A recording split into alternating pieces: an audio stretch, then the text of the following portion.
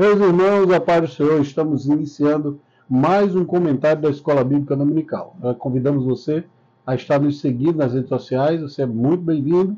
E estamos aqui gravando a segunda lição do terceiro trimestre. Essa segunda lição vai dar continuidade. Durante 3 meses, durante esses 3 meses restantes, nós estaremos estudando a respeito de 2 personagens bíblicos muito importantes. Nós já falamos a respeito de Esther e de Ruth. E hoje nós vamos estudar o livro de Ruth, entender como esse livro foi formado, entender algumas coisas importantes sobre esse livro. Então, eu convido você já a pegar sua caneta, seu papel e ir acompanhando. E caso você tenha alguma dúvida, mande as perguntas que nós vamos tentar responder dentro do possível, tá bom? O título da nossa lição de hoje é o livro de Ruth, tá bom? Esta lição ela é de suma importância para você poder entender todo o histórico que nós vamos falar a respeito dele. O texto áureo da lição que nós vamos estudar é o texto áureo que está escrito em Ruth, no capítulo 1, versículo 1, que vai nos dizer: E sucedeu que nos dias em que os juízes julgavam, houve uma fome na terra, pelo que um homem de Belém de Judá saiu a peregrinar nos campos de Moabe, ele e a sua mulher e os seus 2 filhos.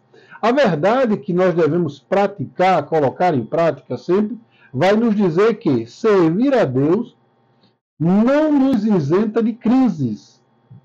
Em qualquer circunstância, o segredo é permanecer fiel, confiando na providência divina. Aqui nós já temos algo muito importante para que a gente entenda a base da fé cristã, a base da vida cristã, certo? A vida cristã é baseada nesse entendimento. Entendimento que, quando nós somos fiéis, quando nós permanecemos fiéis, confiando na providência divina, as circunstâncias não nos afastam do Senhor. As circunstâncias não vão tirar a nossa paz. Entenda que servir a Deus não nos isenta de crises, ou seja, lutas, tribulações e angústias, todos nós estamos sujeitos. Se você parar um minuto para pensar, você vai perceber que todos os cristãos, principalmente aqueles que logo após os discípulos do primeiro século serviam ao Senhor com fervor, com alegria, na esperança da volta de Jesus, muitos deles foram comidos por leões, foram ateado fogo neles, ou seja, de várias formas os cristãos verdadeiros morriam enfrentando todas as circunstâncias e permanecendo fiéis, confiando na providência divina. Porque a esperança deles não era aqui, mas na glória. Então nós precisamos entender isto para continuarmos firmes e constantes. A leitura bíblica em classe está no livro de Ruth, no capítulo 1, os 5 primeiros versículos que vão nos contar a história dizendo que, como já disse, e sucedeu que nos dias em que os juízes julgavam, houve uma fome na terra, pelo que um homem de Belém, de Judá, saiu a peregrinar nos campos de Moabe, ele, sua mulher e seus 2 filhos. Era o nome deste homem Elimeleque, e o nome de sua mulher Noemi, e os nomes dos seus 2 filhos Malom e Quilion. Efrateus, de Belém de Judá, e vieram aos campos de Moabe e ficaram ali. E morreu Elimeleque, marido de Noemi, e ficou ela com os seus 2 filhos, os quais tomaram para si mulheres moabitas, e era o nome de uma órfã e o nome da outra Ruth, e ficaram ali por quase 10 anos. E morreram também a ambos, Malom e Quilion, ficando assim esta mulher desamparada dos seus 2 filhos e do seu marido. Perceba que aqui nós temos uma crise familiar sem precedente. Ou seja, uma mulher que até pouco tempo tinha tranquilidade emocional, tinha proteção familiar, porque ela tinha o seu marido, tinha os seus 2 filhos, e ela sai da sua terra porque chegou fome naquela terra. E quando eles saem a peregrinar procurando algo melhor, eles se deparam com esta situação. No início tudo vai bem, mas aí o pai da família morre. E logo em seguida os filhos casam, cada um com uma esposa, né? Órfã e Noemi e Ruth. Casam e esses, depois de 10 anos, falecem. E também não deixam filhos. Então, essa mulher está vivendo uma circunstância da vida aterrorizante, desesperadora, certo? É tanto que ela vai dizer, quando ela retorna, não me chame Noemi, mas me chame de Mara, porque ela se sente amarga, angustiada com tudo que passa. Mas essas circunstâncias, na vida de um crente fiel, não são para a destruição dele, mas para a firmeza desse cristão, cada vez mais em Deus. Cada vez mais ele se fortalece em Deus. Um resumo do livro de Ruth, para você entender, e você precisa compreender isso, do capítulo 1, do versículo 1 ao 5, fala da adversidade de Noemi. Foi isso que nós lemos neste momento. Do versículo 6 ao 22 do capítulo 1, vai falar a respeito de Noemi e Ruth, falar a respeito delas duas. Do capítulo 2, do versículo 1 ao 23, vai mostrar Ruth quando ela conhece Boaz no campo. Do capítulo 3, do versículo 1 ao 18, vai mostrar Ruth que vai até Boaz na sua eira. E no capítulo 4, do versículo 1 ao 13, nós vamos encontrar Boaz se casando com Ruth. E, por último, no capítulo 4, do versículo 14 ao 17, a bênção e a realização de Noemi. Isso aqui é um resumo do capítulo, né? Um resumo do livro de Ruth, para que você entenda. Qual é o objetivo da nossa lição hoje? Nosso objetivo é fazer uma análise da organização do livro de Ruth, remontar o contexto histórico do livro de Ruth, no segundo ponto, e no terceiro, apresentar o propósito e a mensagem do livro de Ruth. Então, esses são os nossos objetivos aqui hoje, e eu conto com a sua ajuda, com a sua compreensão e participação. Tá bom? Então, primeira coisa que a gente precisa entender, né, para a gente introduzir este livro, nós precisamos entender que não apenas a beleza literária que existe nesse livro, mas principalmente pela profundidade espiritual na sua mensagem. A fonte de inspiração para os judeus e cristãos ao longo dos séculos.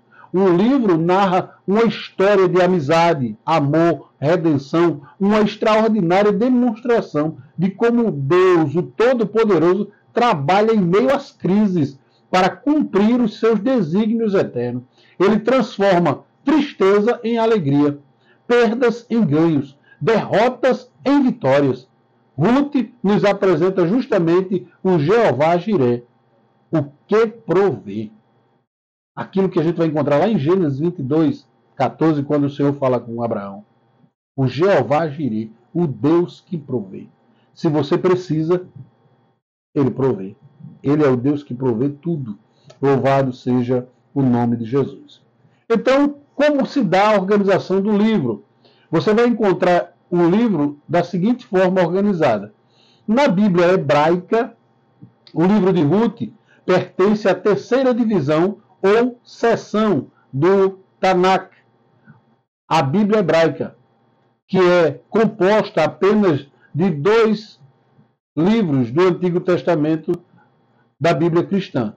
Essa terceira seção é chamada de Ketuvim, ou hagiografos, escritos. A primeira seção é a Torá, Pentateuco. A segunda, o Neviim, profetas. Lá em Lucas capítulo 24, versículo 4, dentre os escritos estão os 11 livros, estão os Megilotes, os 5 rolos, livros curtos lidos publicamente nas festas judaicas anualmente. E foi justamente esse livro que Jesus pegou e quando ele falou a respeito de que se cumpria nele o que estava escrito. Quais são esses livros das festas judaicas que são lidos? Os Cânticos do Cântico, Ruth, Lamentações, Eclesiastes e Esther.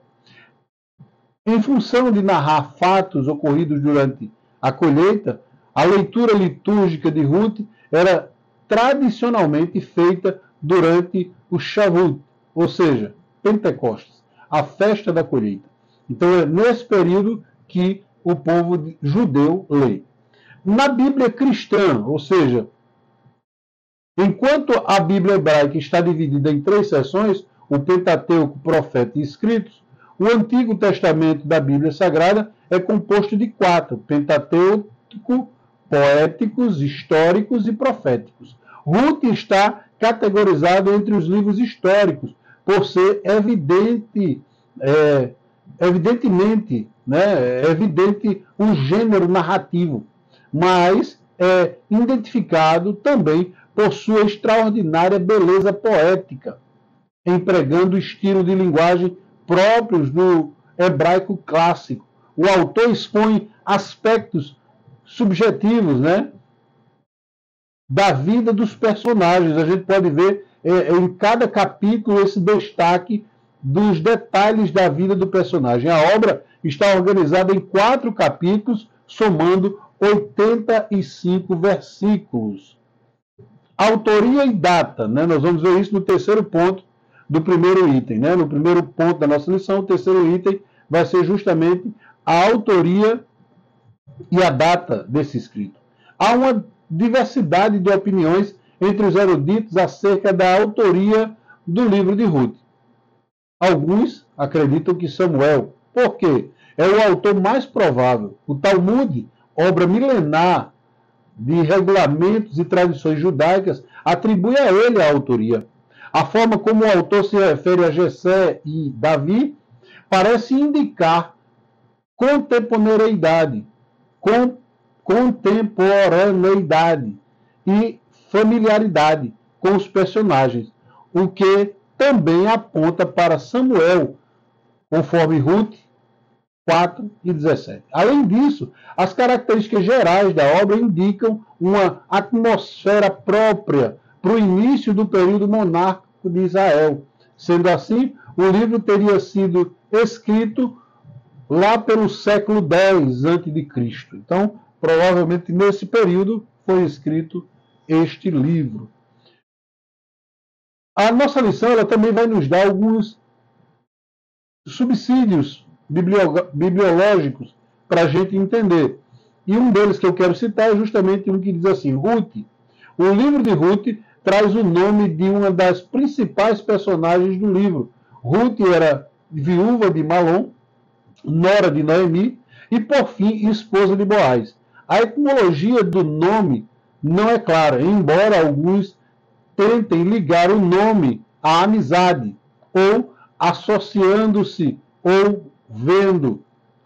Apesar de Ruth ser mencionada com frequência, especificamente como a Moabita, várias vezes as páginas desse livro, mais uma vez, é genealogia do Messias.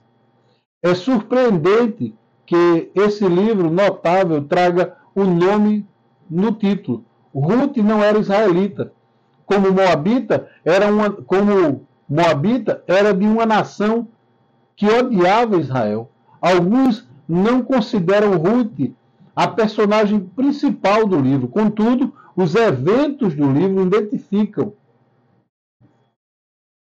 ficam definitivamente na redação ilustrativa primeira da sua rejeição do deus pagão dos Moabitas, a fim de comprometer-se com Javé, o Deus de Israel. A história continua através da união com Boaz, o parente remidor, apontado na genealogia do rei Davi, o maior rei de Israel. Ela, por intermédio de Davi, passou a fazer parte da linhagem de Jesus Cristo, o futuro filho. E, por fim, que redimirá o povo de Deus. A graciosa redenção de Deus foi desvelada na sua fiel providência e libertação. Foram revelados no livro de Ruth. O livro traz o nome ao longo das gerações. A sua história resolve, sem sombra de dúvidas, a preocupação amorosa de Deus com as mulheres e o seu compromisso absoluto de santificar o casamento e a proeminência da família. Então, esse livro retrata justamente todo o amor de Deus que é dispensado para as famílias dentro da Bíblia Sagrada e o valor extraordinário que o Senhor dá às mulheres, além da provisão divina, porque Deus cuida dos órfãos e das viúvas, e nós vemos isso literalmente neste livro. O segundo ponto da nossa lição vai falar sobre um contexto histórico. No tempo dos juízes, não há uma data precisa para os fatos narrados em Ruth. O que sabemos é que ocorreram 3 gerações antes de Davi, nos dias dos juízes. Esse período dos juízes durou mais de 3 séculos. Começou depois, por volta do ano de 1375 a.C., e se estendeu até o início da monarquia de Israel, com a ascensão de Saul ao trono em 1050 a.C. Foi marcada com uma grande anarquia, uma profunda apostasia e infidelidade do povo hebreu. Uma frase que identifica bem aquela época sombria é: cada qual fazia o que parecia direito aos seus olhos. Sem uma sábia direção, o povo perece. Perceba que aquele momento histórico, quando você vai lendo o livro de Juízes e quando você chega no livro de Ruth, você percebe exatamente o estado de tristeza, de desarmonia, de libertinagem que havia naquela época, a ponto de chegarem a fazer cada um como queria. Existem episódios extraordinários de fatos ocorridos naquela época, onde cada um fazia o seu próprio Deus, fazia o seu próprio, comprava o seu próprio sacerdote, montava, como se fosse na linguagem de hoje, cada um montava o seu Deus, a sua igreja, do jeito que bem entendia e do jeito que queria. E cada um fazia o que bem entendia. E aqui eu tenho até algo para colocar a respeito desse assunto, quando a gente lê no início do livro que um homem saiu de Belém Efrata para peregrinar entre os moabitas, porque havia fome na terra. Belém é conhecida como terra do pão. Então ele saiu da terra do pão, porque havia fome, para peregrinar entre os moabitas, um povo que odiava os hebreus. Então perceba que esse homem tomou pelo menos uma atitude errada. Não confiou que Deus provia. Não foram todos que saíram. É claro que tem todo um desenrolar da história, mas eu queria que você frisasse esse ponto. Muitas vezes nós entramos em crises porque nós não queremos enfrentar aquilo que Deus tem determinado para a nossa vida. Às vezes a gente vai procurar a melhora saindo do centro da vontade de Deus. Por isso a primeira recomendação que eu lhe dou é: não saia, fique no seu lugar. Ah, mas vai ter fome, mas fique no seu lugar, porque você está no lugar onde Deus lhe colocou para estar. Então fica. Segundo ponto, segundo item do segundo ponto: secularismo, hedonismo e idolatria. Depois da morte de Josué e dos demais líderes do seu tempo, levantou-se uma geração que não tinha uma profunda comunhão com Deus, não conhecia o que ele havia feito ao povo hebreu. Israel cedeu ao estilo de vida pecaminosa dos cananeus e foi atraído à adoração dos seus deuses. Secularismo, hedonismo sempre levam a grandes tragédias morais e espirituais. O pervertido culto a Baal, o deus da chuva, ou a Astarote, a deusa do sexo e da guerra, passou a ser praticado na nação hebraica. hebreia, um degradante nível de imoralidade e idolatria. A falta de uma liderança espiritual madura e temente a Deus causou prejuízos incalculáveis ao povo.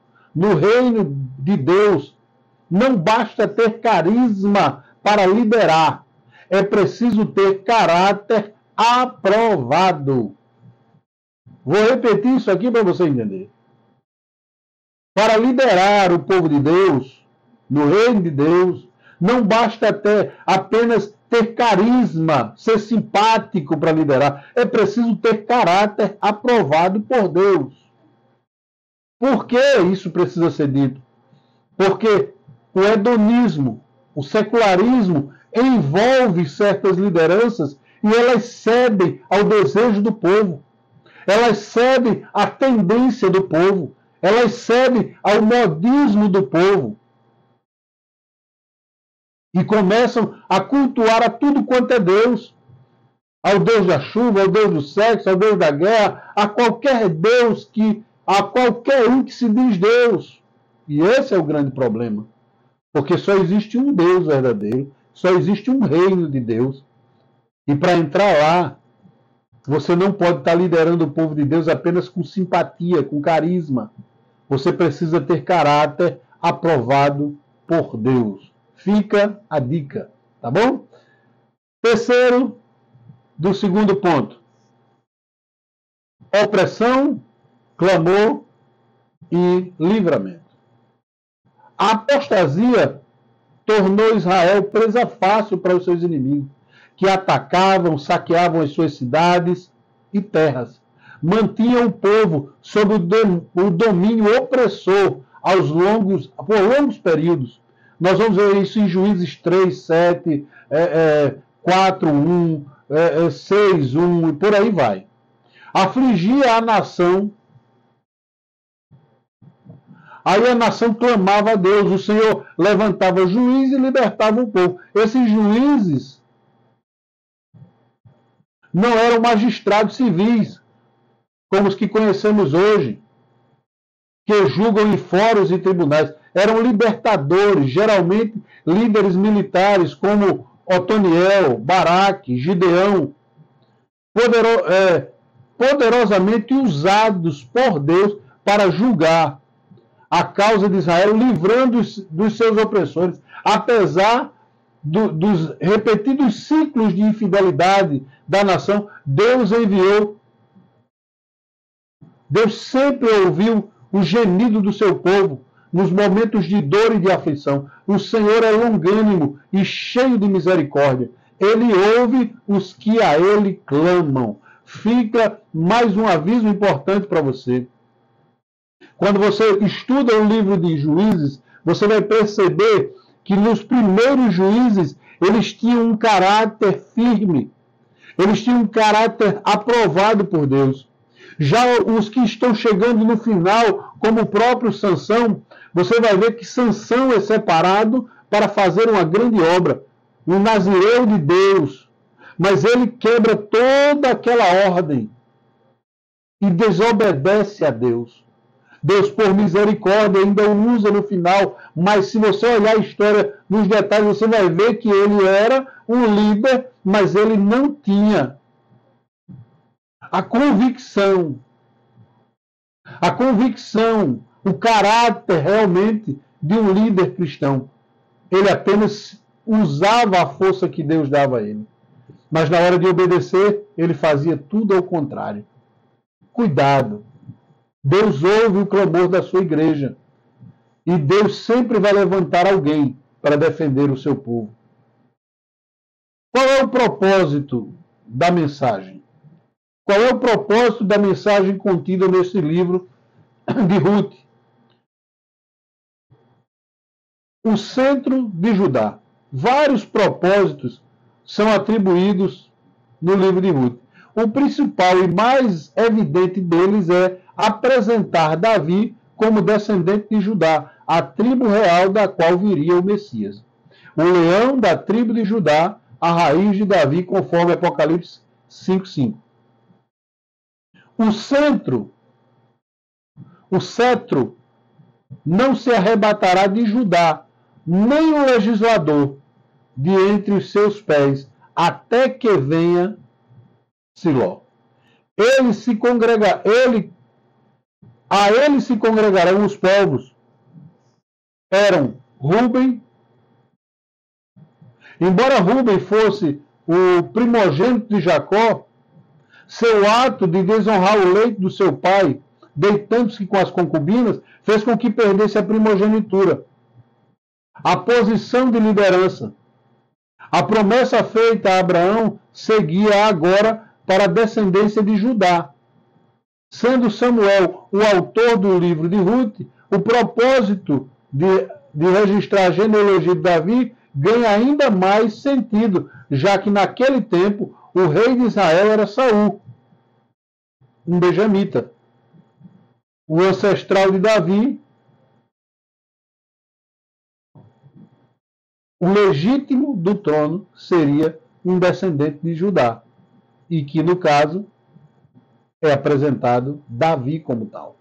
Então perceba que o livro, a mensagem do livro, além de toda essa história bonita, poética, ela tem esse sentido, mostrar para o israelita que o cetro nunca saiu de Judá. E que Davi, naquele momento, era justamente a linhagem que ia dar prosseguimento ao que Deus já tinha dito a Jacó. Segundo ponto do 3. Amor e redenção. A mensagem principal de Ruth é o amor a Deus, o seu plano de redenção da humanidade.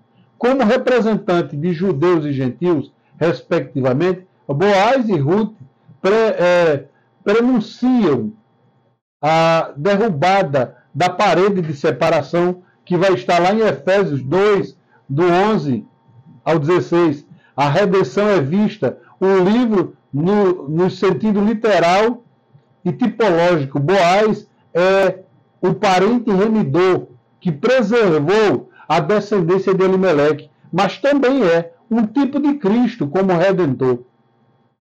Então, perceba como o livro ele já tem vários personagens e vários sentidos aplicados a ele que servem para a nossa orientação e para a nossa firmeza espiritual. Então, Boaz, ele é um tipo de Cristo como redentor na hora que ele faz aquilo. Pegar alguém que não era do povo de Deus, que era o caso de Ruth, e transforma ela em alguém do povo de Deus. Nós estávamos no mundo sem Deus, sem paz e salvação. Jesus vem e nos redime e nos faz herdeiros e co-herdeiros com Cristo. Terceiro ponto do livro que fala sobre o propósito da mensagem. No trecho 3 vai falar sobre a fidelidade e altruísmo. O livro de Ruth abre uma janela que nos permite ver que nem tudo eram trevas nos dias dos juízes. Havia um remanescente fiel que temia a Deus e foi usado por ele para cumprir o propósito. Conforme está lá em Jó 42, 2. Em um mundo decrescente, em um mundo crescente de iniquidade, o justo vive pela fé. Outra eloquente mensagem do livro é o valor do altruísmo, em que predominava o egoísmo. Nos dias dos juízes, a maioria vivia segundo os seus próprios padrões de interesse. Noemi e Ruth destoaram dessa máxima individualista. A sogra e a nora não pensavam em si mesmas como o amor egoísta. Porque o amor, ele não é egoísta. Perceba que Noemi não queria levar as duas noras com ela por causa da tristeza, mas ela deixou elas escolherem o que fosse melhor para ela. E Ruth toma a mesma decisão. Toma a decisão de seguir a sua nora, a sua sogra, onde ela fosse. Justamente demonstrando que o amor tudo suporta, tudo crê e jamais acaba. Então é justamente aqui que a gente encontra, nesse item 3, o cetro de Judá, o amor, a redenção, a fidelidade e o altruísmo. São temas que devem ser destacados e principalmente ao longo deste livro que nós estamos estudando, tá certo? Para encerrar, nós precisamos entender o compromisso que devemos ter com a aliança. Deus demonstrou a lealdade e a aliança ao derramar a benevolência. É uma palavra que engloba amor, gentileza, benevolência, misericórdia, graça, lealdade, fidelidade, não só para com Noemi de Belém, mas também para com Ruth, a moabita. Boaz também demonstrou a lealdade, a aliança em sua disposição de ser o parente remidor de Ruth e Noemi. O concerto ou a aliança, embora não sejam mencionados no livro, está subjacente a tudo, começando com o compromisso de Ruth com Deus de Noemi. A lealdade amorosa ao ser fiel e um espírito obediente, como demonstra Ruth, são fundamentais para o compromisso. Todavia, ainda mais importante é o fato de que Jeová, o Deus Todo-Poderoso, sempre fiel, jamais se esquece da promessa feita e principalmente ao seu povo Israel. O livro de Ruth nos ensina que a despeito da incredulidade e dos pecados do homem, Deus sempre trabalha para cumprir os seus desígnios. Sem violar os princípios do livre-arbítrio humano, o Todo-Poderoso conduz a história e executa o seu plano eterno de redenção. O livro também nos mostra como a fidelidade de Deus se aplica às circunstâncias comuns da vida. Em tudo, Ele é fiel. Você entende isso? Você entende que Deus é fiel em todas as circunstâncias da nossa vida? Por quê? Porque Ele governa o mundo e Ele cuida da família. Portanto, fique certo disso. Deus está cuidando de tudo, inclusive da sua família. Levante a sua cabeça e receba esta oração agora por você e pela sua família. Senhor nosso Deus e nosso Pai, Deus Todo-Poderoso, eu intercedo nesta hora por esta família, por esta pessoa que ouviu e entendeu. Senhor, que no livro de Ruth nós encontramos a demonstração clara do teu amor, da fidelidade, do teu cuidado, do teu zelo, até com aqueles, Senhor, que não fazem parte do teu povo. Pai Santo e Justo, nós aprendemos muito com esta lição e que possamos colocar em prática todos os dias da nossa vida. É o que eu te peço nesta hora, ó Deus, em nome de Jesus, e por isso eu digo amém. Que Deus em Cristo vos abençoe, que a graça do nosso Senhor Jesus Cristo esteja sobre você e sobre a sua família. Até a próxima lição, em nome de Jesus.